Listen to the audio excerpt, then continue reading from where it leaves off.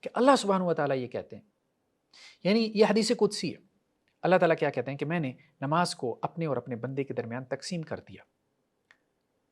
میرا بندہ جب یہ کہتا ہے الحمدللہ رب العالمین، تو اللہ سبحانہ و تعالیٰ کیا کہتے ہیں؟ حمدنی عبدی۔ یعنی نماز میں جب آپ سورہ فاتحہ پڑھتے ہیں، نماز کی رکعت میں آپ کہتے ہیں الحمدللہ رب العالمین، تو اللہ تعالیٰ کیا کہتے ہیں؟ حمدنی عبدی، میرے بندے نے میری حمد بیان کی۔ جب بندہ کہتا ہے الرحمن الرحیم، تو اللہ سبحانہ و تعالیٰ کہتے ہیں اثنا علی عبدی، میرے بندے نے میری ثنا بیان کی۔ اور جب بندہ کہتا ہے مالک یوم الدین، تو اللہ سبحانہ و تعالیٰ کہتے ہیں مجدنی عبدی، میرے بندے نے میری بزرگی بیان کی۔ تو گویا ہر آیت کے اوپر اللہ سبحانہ و تعالیٰ کی طرف سے جواب آتا ہے۔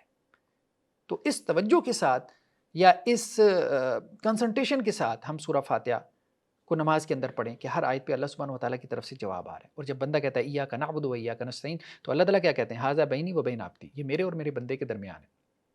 بندے نے یہ کہا ہے کہ یا اللہ میں آپ ہی کی عبادت کروں گا، اور اللہ تعالیٰ کیا کریں گے؟ اس کی مدد کریں گے۔ اور پھر جب بندہ کہتا ہے اہدنا الصراط المستقیم، یا اللہ سیدھا رستہ دکھا، ان لوگوں کا رستہ جن پہ آپ نے انعام کیا، انبیاء، شہداء، صالحین کا، صدیقین کا، نہ کہ ان لوگوں کا جن پہ تیرا غضب ہوا، یعنی یہود و نصارہ کا۔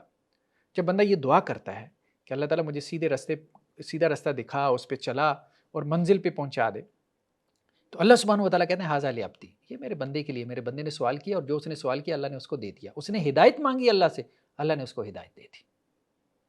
تو گویا کہ ایک ایک آیت کے اوپر جواب آ رہا ہے۔ اس سے سورہ فاتحہ کی اہمیت کا اندازہ ہم لگا سکتے ہیں۔ تو سورہ فاتحہ کا ترجمہ ہر بندہ مومن کو آنا چاہیے۔ اپنے بچوں کو سورہ فاتحہ کا ترجمہ سکھائیں، جب وہ نماز میں پڑھ رہے ہوں تو ان کو اندازہ ہو کہ وہ اللہ کے ساتھ کیا گفتگو کر رہے ہیں اور اللہ کی طرف سے کیا جوابات آ رہے ہیں۔